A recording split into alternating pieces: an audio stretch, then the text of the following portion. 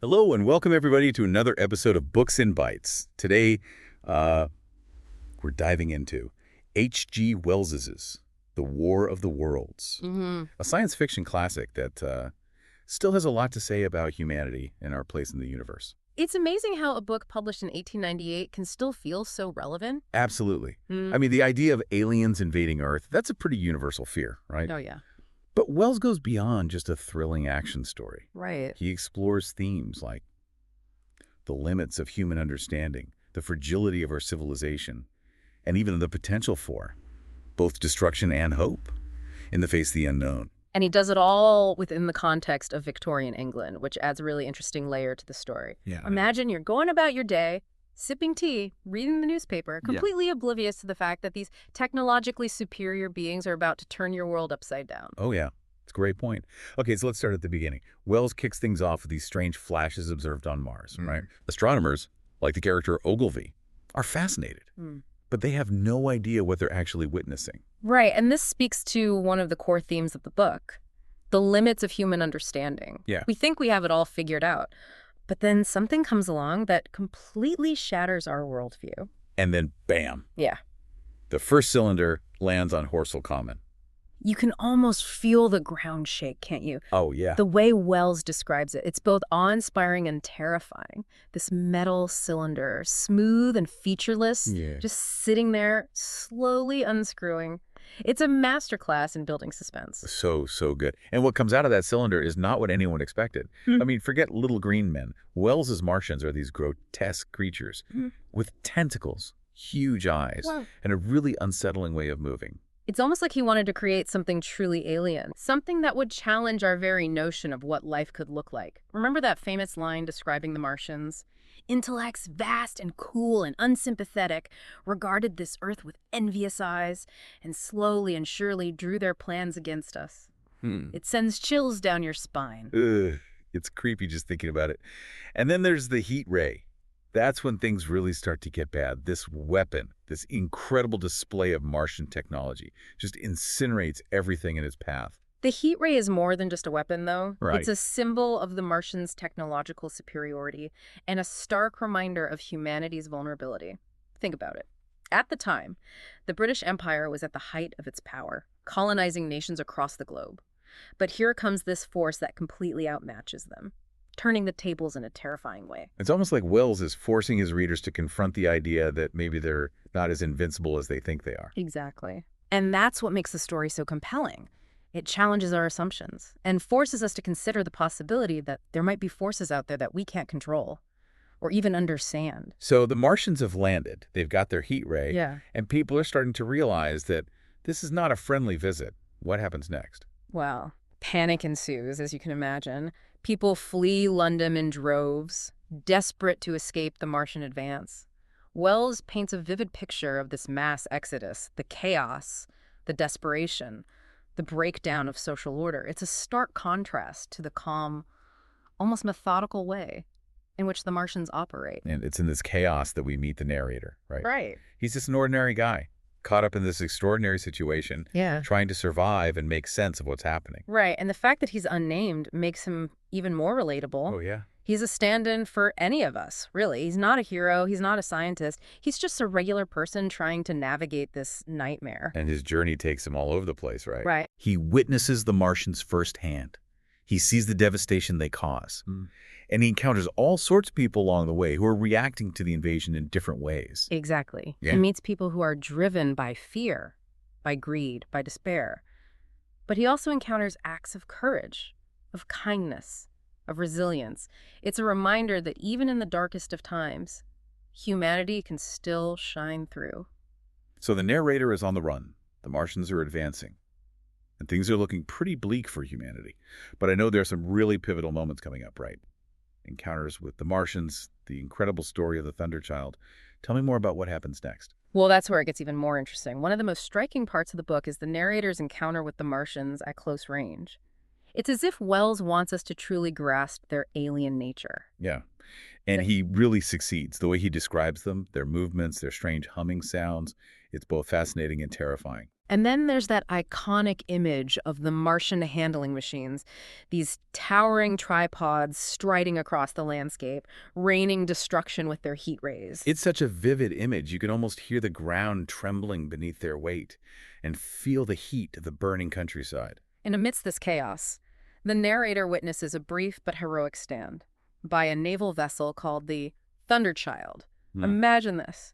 A torpedo ram charging headfirst into a group of Martian fighting machines, sacrificing itself to allow refugee ships to escape. It's a powerful moment of human defiance, a reminder that even in the face of overwhelming odds, there's still courage and selflessness to be found. But as inspiring as that moment is, the overall picture is still pretty grim, right? Definitely. The Martians continue their advance, and the narrator is forced to flee London, witnessing the complete breakdown of society along the way. He even has a chilling encounter with a group of desperate people trying to cross a bridge, mirroring the desperation of the exodus from London we discussed earlier. And it's during this escape that he meets the curate, a man whose faith has been shattered by the invasion. The curate embodies a complete surrender to fear and despair, a stark contrast to the resilience shown by others. It's interesting to see how different people cope with such extreme trauma. The curate's descent into madness is a reminder of the psychological toll that such an event would take on individuals. Then there's the artilleryman, a character who represents a very different approach to survival. He's pragmatic, resourceful, and determined to adapt to this new reality. The artilleryman is fascinating, isn't he? Yeah. He sees the invasion as a challenge, an opportunity to rebuild human civilization in a new way. His plans for underground communities, where humans can preserve their knowledge and culture, are both practical and a testament to the enduring human spirit. I see what you mean. He's not just hiding, he's thinking about the future, but there's also a darker side to his pragmatism. He seems to accept the idea that some humans will inevitably collaborate with the Martians, even suggesting it as a strategy for survival. Yes, he has a rather cynical view of human nature, doesn't he? Yeah. But perhaps that cynicism is born out of the horrors he's witnessed. He's seen the worst of humanity during the invasion, the selfishness, the greed, the willingness to abandon others to save oneself. His perspective makes you think about how you would react in a similar situation, doesn't it? Yeah. Would you cling to your ideals? Or would you do whatever it takes to survive, even if it meant compromising your values? Those are tough questions, and ones that Wells forces us to confront. And then, Okay. just when it seems like the Martians are unstoppable, they are brought down by something completely unexpected, and in a way, quite ironic. You're talking about the bacteria, right? Exactly. This invisible force that humans had no control over, yet it's what ultimately saves them. It's a brilliant twist, subverting our expectations of a grand battle or a heroic victory. Instead, the Martians are felled by something as simple as Earth's microorganisms, something they never even considered in their conquest. It's a humbling reminder that for all our technological advancements and our perceived dominance, we are still subject to the forces of nature, forces we may not even fully understand. And it highlights the interconnectedness of all life on Earth. The Martians, for all their advanced technology, are still biological beings, susceptible to the same basic rules of nature as any other organism. It makes you wonder about the limits of our own understanding, doesn't it? Yeah. Here we are, in the 21st century, with all our scientific knowledge, and yet who knows what unseen dangers might be lurking out there in the universe. It's a question that Wells leaves us pondering long after we finish the book. The Martians may be gone, but the sense of unease, the knowledge that we are not invincible, remains. So the Martians are defeated, the invasion is over, and the narrator is finally reunited with his wife. But as you mentioned, there's a lingering sense of unease, a feeling that the story isn't quite over yet. What is it about the ending that leaves us with this feeling? It's the realization that the invasion, as terrifying as it was, might have been a blessing in disguise. Oh, blessing, how so? Well, think about it. The Martians forced humanity to confront its own weaknesses, its arrogance, its complacency before the invasion. People were so focused on their own little worlds, their petty concerns, that they never stopped to consider the bigger picture. You're right. They thought they were at the pinnacle of creation, masters of their domain.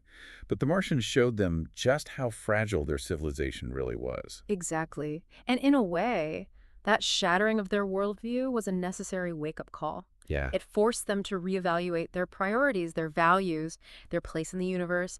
The narrator even reflects on this towards the end, doesn't he? Talking about how humanity had been going about their petty affairs while all the time the Martians were watching. It's a powerful image, and it's not just about the Martians, is it? It's about any threat that could potentially disrupt our comfortable little existence. It's a reminder that we should never take our safety or our planet for granted. It makes you wonder if Wells was trying to warn us about something. I think he was, remember? He was writing at a time of great technological advancement, but also a time of growing anxieties about the future.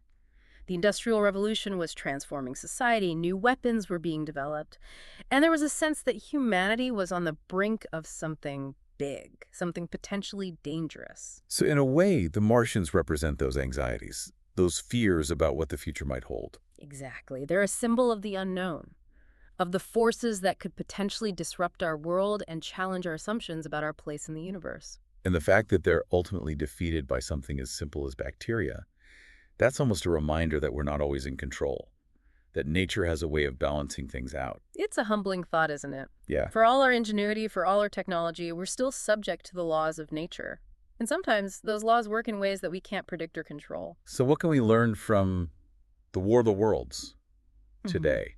What is it that Wells wanted us to take away from this story? I think he wanted us to be prepared, not just for alien invasions, but for any challenge that might come our way.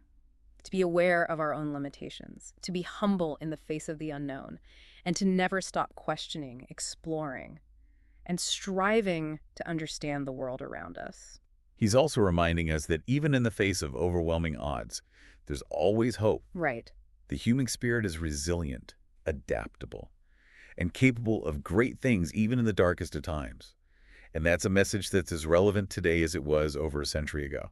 Well, I think we've covered a lot of ground today. We've talked about the Martians, their technology, their motivations, and the devastating impact they had on humanity. We've explored the themes of human arrogance, the fragility of civilization, and the importance of resilience and adaptation. We've also delved into the psychological impact of the invasion, the different ways in which people coped with trauma and fear, and the enduring power of the human spirit.